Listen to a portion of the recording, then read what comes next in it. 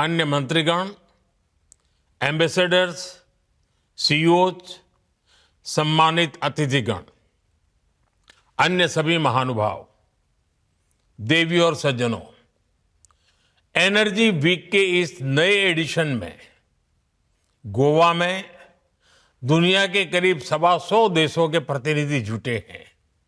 आप एक energy secure और सस्टेनेबल फ्यूचर पर चर्चा करने भारत आए हैं। मैं आप सभी का स्वागत करता हूं, अभिनंदन करता हूं। साथियों, इंडिया एनर्जी वीक बहुत ही कम समय में डायलॉग और एक्शन का एक ग्लोबल प्लेटफॉर्म बनकर उभरा है। आज एनर्जी सेक्टर के लिए भारत बहुत बड़े अवसरों की धरती है। भारत दुनिया की फास्टेस्ट ग्रोइंग मेजर इकोनॉमी है, यानी हमारे यहां एनर्जी प्रोडक्ट्स की डिमांड लगातार बढ़ रही है। इसके अलावा भारत दुनिया की डिमांड पूरी करने के लिए भी बेहतरीन अवसर उपलब्ध करता है। आज हम दुनिया में पेट्रोलियम प्रोडक्ट्स के टॉप 5 एक्सपोर्टर्स में से एक हैं। दुनिया के 150 से ज्यादा देशों तक हमारी एक्सपोर्ट कवरेज है और भारत की ये क्षमता आपके बहुत काम आने वाली है।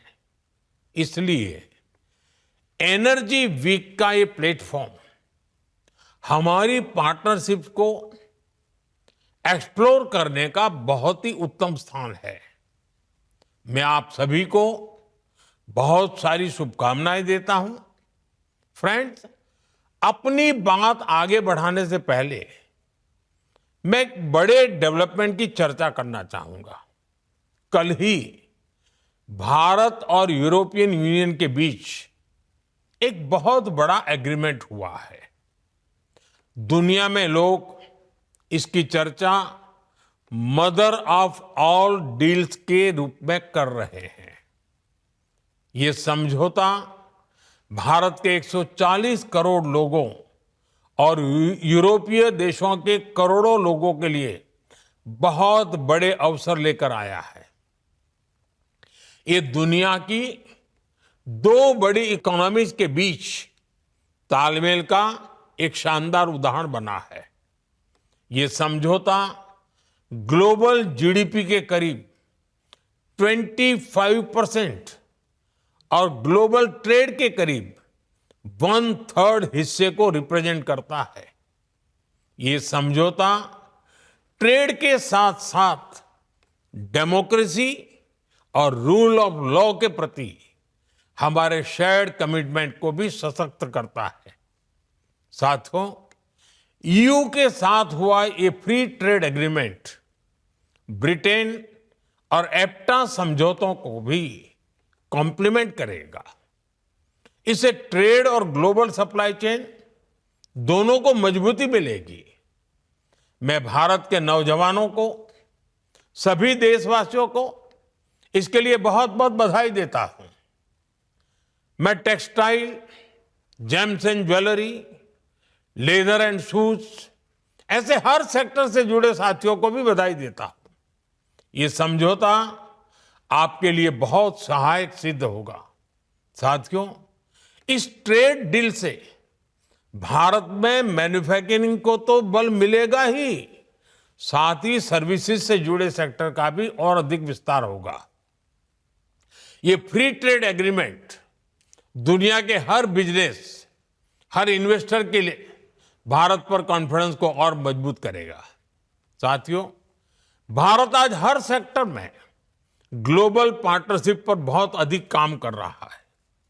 मैं अगर एनर्जी सेक्टर की ही चर्चा करूं तो यहां एनर्जी वैल्यू चेन से जुड़े हुए अलग अलग क्षेत्रों में निवेश की बहुत संभावनाएं हैं। आप एक्सप्लोरेशन का ही क्षेत्र ले लीजिए। भारत ने अपने एक्सप्लोरेशन सेक्टर को काफी ओपन कर दिया है। आपको हमारे डीप सी एक्सप्लोरेशन से जुड़े समुद्र मंथन मिशन की भी जानकारी है। हम इस दशक के अंत तक अपने ऑयल एंड गैस सेक्टर में इन्वेस्टमेंट को 100 बिलियन डॉलर्स तक ले जाने का प्रयास कर रहे हैं। हमारा लक्ष्य एक्सप्लोरेशन के दायरे को भी 1 मिलियन स्क्वायर किलोमीटर तक विस्तार करने का है। इसी सोच के साथ हमारे यहां 170 से अधिक ब्लॉक्स को अवार्ड किया जा चुका है। अंडमान निकोबार का बेसिन भी हमारी नेक्स्ट हाइड्रोकार्बन हब बन रहा है। साथियों, हमने एक्सप्लोरेशन सेक्टर में काफी रिफॉर्म्स भी किए हैं। नो गो एरिया बहुत कम कर दिया गया है। इंडिया एनर्जी वीक के पिछले एडिशंस में आपको भी जो भी सुझाव थे, आपने जो कुछ भी कहा, उनके अनुसार हमने अपने एक्ट्स और रूल्स में भी बदलाव किए हैं। यदि आप एक्सप्लोरेशन सेक्टर में इन्वेस्ट करते हैं तो आपकी कंपनी की प्रॉफिटेबिलिटी बढ़ना तय है। साथियों, भारत की एक और विशेषता है जो है एनर्जी सेक्टर में इन्वेस्टमेंट को बहुत फायदेमंद बनाता है। हमारे यहां बहुत बड़ी रिफाइनिंग कैपेसिटी मौजूद है। हम रिफाइनिंग कैपेसिटी के मामले में विश्व में दूसरे स्थान पर है। जल्द ही हम दुनिया में पहले नंबर पर होंगे। आज भारत की रिफाइनिंग कैपेसिटी करीब 260 MMTPA की है। इसे 300 MMTPA के ऊपर ले जाने के लिए निरंतर प्रयास हो रहा है। ये इन्वेस्टर्स के लिए बहुत बड़ा एडवांटेज है। साथियों, भारत में LNG की डिमांड भी निरंतर बढ़ रही है। हमने अपनी टोटल एनर्जी डिमांड का 15% LNG से पूरा करने का लक्ष्य रखा है। इसलिए हमें LNG के पूरे वैल्यू चेन पर काम करने की आवश्यकता है। आज भारत ट्रांसपोर्टेशन पर भी बहुत बड़े स्तर पर काम कर रहा है। LNG ट्रांसपोर्टेशन के लिए जिन वेसल्स की जरूरत है, हम उन्हें भारत में ही बनाने पर काम कर रहे हैं। हाल में ही भारत में शिप बिल्डिंग के लिए 70,000 करोड़ रुपए का प्रोग्राम शुरू किया गया है। साथ ही LNG के लिए देश के पोर्ट्स पर टर्मिनल के निर्माण में भी निवेश की अनेक संभावनाएं हैं। रीगैसिफिकेशन से जुड़े प्रोजेक्ट्स में भी आपके लिए इन्वेस्ट करने की बड़ी संभावनाएं बन रही है। साथियों, LNG के ट्रांसपोर्टेशन के लिए भारत में बहुत बड़ी पाइपलाइन की भी अब जरूरत है।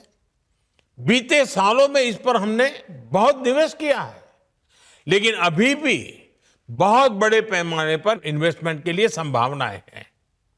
आज भारत के कई शहरों में सिटी गैस डिस्ट्रीब्यूशन का नेटवर्क पहुंच चुका है और हम तेजी से अन्य शहरों में भी इससे जोड़ रहे हैं।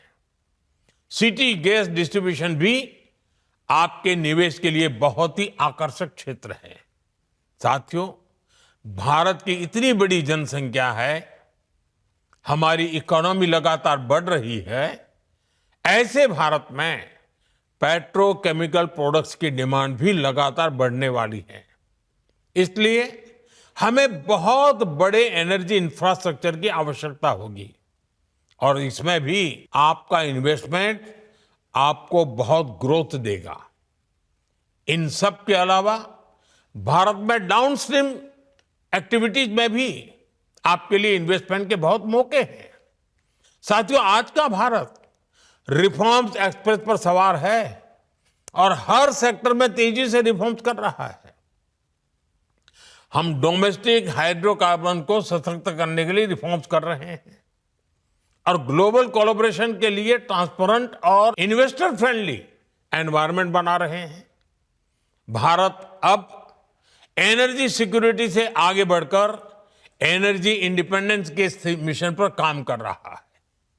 भारत एक ऐसा एनर्जी सेक्टर इकोसिस्टम डेवलप कर रहा है जो भारत की लोकल डिमांड को पूरा कर सके और एफोर्डेबल रिफाइनिंग और ट्रांसपोर्टेशन सॉल्यूशन से दुनिया के लिए एक्सपोर्ट भी बहुत ही कॉम्पिटिटिव हो।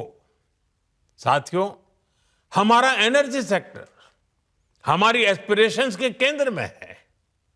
इसमें $500 बिलियन की इन्वेस्टमेंट अपॉर्चुनिटीज है। इसलिए मेरा आह्वान है, make in India, innovate in India, scale with India, invest in India. इसी आग्रह के साथ मैं आप सभी को इंडिया एनर्जी वीक की अनेक अनेक शुभकामनाएं देता हूं। बहुत बहुत धन्यवाद।